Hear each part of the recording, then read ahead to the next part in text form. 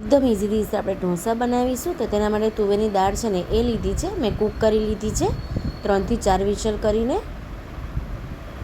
હવે થોડું પાણી એડ કરી અને તુવેરની દાળને ઉકળવા મૂકવાની છે લો ટુ મીડિયમ ફ્લેમ પર. હવે તુવેરની દાળ ઉકળે ને ત્યાં સુધી આપણે ડુંગળી ટામેટાની ગ્રેવી કરી લેવાની છે. તો એક પેનમાં આપણે ઓઇલ લઈશું. ઓઇલ થોડું વધારે લેવાનું છે. સંભારમાં આપણે થોડું જીરું એડ કરીશું. સંભારમાં જીરું હોય ને તો તેનો ટેસ્ટ બહુ જ સરસ લાગે છે. જીરું થઈ જાય ને એટલે આપણે ડુંગળી અને ટામેટું નાખીશું. તો ડુંગળી અને ટામેટું છે ને મેં ચોપરમાં ચોપ કરી લીધું છે. તો એકદમ ઇઝી રીતે હું તમને બતાવું છું અને બજાર જેવા ટેસ્ટમાં આપણા ઢોસા બનીને રેડી થશે. તો ડુંગળી અને ટામેટાને આપણે સરસ રીતે મિક્સ કરી દેવાનું છે. આપણે એને અલગ અલગ નથી સોતે કરવાનું. આપણે ડુંગળી અને ટામેટું એકસાથે સોતે કરીશું. સાથે રેગ્યુલર મસાલા આવે છે એડ કરીશું. હળદર, મરચું, ધાણા જીરું અને ગરમ મસાલો, સાથે સાંભાર મસાલો એડ કરીશું. તો કાશ્મીરી લાલ મરચું અને તીખું લાલ મરચું બંને એડ કરીશું. સાથે આચારી મસાલો એટલે કે અથાણાનો મસાલો આવે છે એ એડ કરવાનો છે. એનાથી સંભારમાં બહુ જ સરસ એવો ટેસ્ટ આવે છે. એકદમ રીચ ટેસ્ટ આવશે જો તમે આ રીતે કરશો તો. હવે ઓઇલ રિલીઝ થઈ ગયું છે આપણું. તો આ ગ્રેવીમાં ઓઇલ રિલીઝ થાય ને પછી જ આપણે જે દાળ બાફવા મૂકી છે ને એમાં આપણે એડ કરવાનું છે ગ્રેવીને. તો જ આપણી ગ્રેવી છે ને કમ્પ્લીટલી કૂક થઈ કહેવાય. અને સંભાર તો ઉકળે ને તો એનો ટેસ્ટ બહુ જ સરસ આવશે. તો એને લો ટુ મીડિયમ ફ્લેમ પર આપણે એને ઉકળવા દેવાનો છે. આપણે જે ગ્રેવી બનાવી એ એડ કરીશું.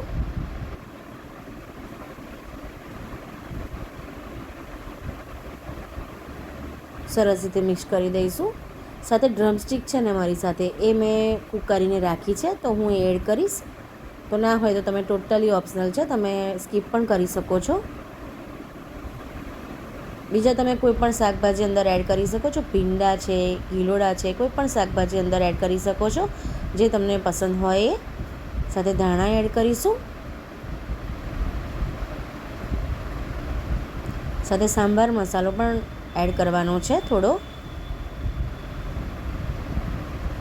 તો લાગે છે ને બજાર જેવો સંભાર.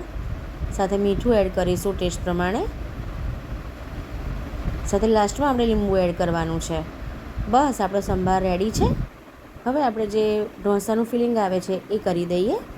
તો ઓઇલ લઈ લઈશું. મેં સિંગ તેલ લીધું છે, તમે કોઈ પણ ઓઇલ લઈ શકો છો. સાથે જીરું થઈ જાય એટલે અડદની દાળ આવે છે એ એડ કરીશું. અડદની દાળનો ટેસ્ટ બહુ જ સરસ આવે છે આના માવામાં.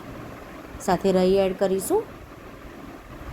સાથે આખા ધાણા આવે છે ને એનો ટેસ્ટ પણ બહુ સરસ આવે છે, એ પણ એડ કરીશું. સાથે ડુંગળી એડ કરવાની છે. તો મેં આવી રીતે સ્લાઇસમાં કટ કરી લીધી છે. તો તમે આ રીતે એક વખત જરૂરથી ટ્રાય કરજો. સેમ જ બજાર જેવા ટેસ્ટમાં આપણા ઢોસા બનશે. સાંભાર અને માવો પણ એવા જ ટેસ્ટમાં બનશે. તો ડુંગળીને આપણે સરસ રીતે મિક્સ કરી દેવાની છે. હળદર અને મીઠું નાખવાનું છે આપણે.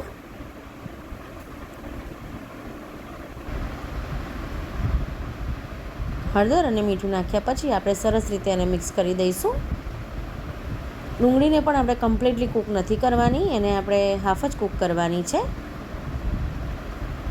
હવે ઢાંકી દઈશું અને મેં બોઇલ પોટેટો પણ કરી લીધા છે. તો 2 થી 3 મિનિટ જ આપણે ડુંગળીને રાખવાની છે ઢાંકીને. સરસ રીતે મિક્સ કરી દઈશું.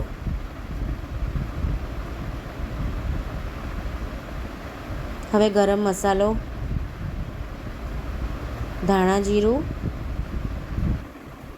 અને મરચાં આવે છે ને એ મેં 2 લઈ લીધા છે, સ્પાઇસી છે, એ એડ કરીશું. તો લીલું મરચું એડ ના કરવું હોય તો લાલ મરચું પણ તમે યુઝ કરી શકો છો.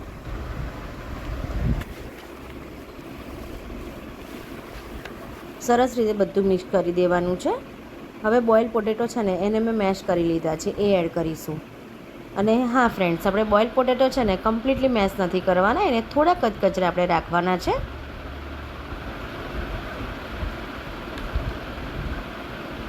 લાસ્ટમાં ધાણા એડ કરીશું.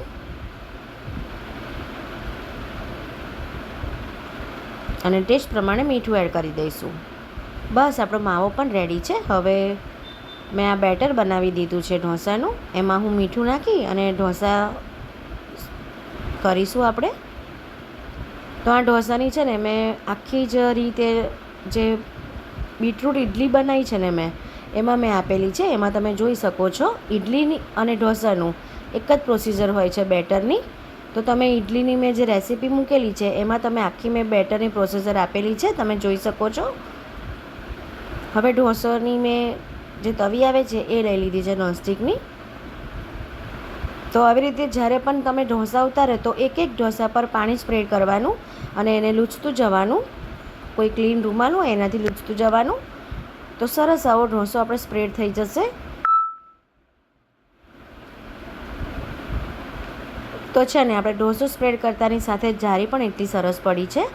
તો આ કમ્પ્લીટ બેટરનું માપ છે તમે જોઈ શકો છો. 3 કપ ચોખા અને 1 કપ અડદની દાળ. થોડુંક જ ઓઇલ એડ કરીશું. તો નોનસ્ટિકની તવીમાં તો ઓઇલ વગર પણ ઉતરતા હોય છે ઢોસા. તો તમે સ્કીપ કરવું હોય તો ઓઇલને સ્કીપ પણ કરી શકો છો અને બટર લગાવવું હોય તો બટર પણ કરી શકો છો. તો સરસ આપણો ઢોસો ગોલ્ડન બ્રાઉનનો થઈ ગયો છે, તમે જોઈ શકો છો, એકદમ ક્રિસ્પી અને જાળીદાર. હવે જે ફિલિંગ બનાવ્યું એ એડ કરીશું 2 થી 3 ચમચી. તો તમે આની ઉપર તમે મેક્સિકન જે લસણની ચટણી આવે છે, સાંભાર મસાલો, કોઈ પણ વસ્તુ એડ કરી શકો છો. હું જે બજારમાં આપે છે એ ઢોસા અત્યારે બનાવું છું. ફોલ્ડ કરી લઈશું આવી રીતે. તો રેડી છે આપણો ક્રિસ્પી અને જાળીદાર ઢોસો. તમે આની આખી પ્રોસિજર બેટરની છે ને મેં ઇડલીમાં આપેલી છે, તમે જઈને જોઈ શકો છો મારી રેસીપી. બીજો પણ એવી રીતે સેમ પ્રોસિજર કરીને કરી દઈશું.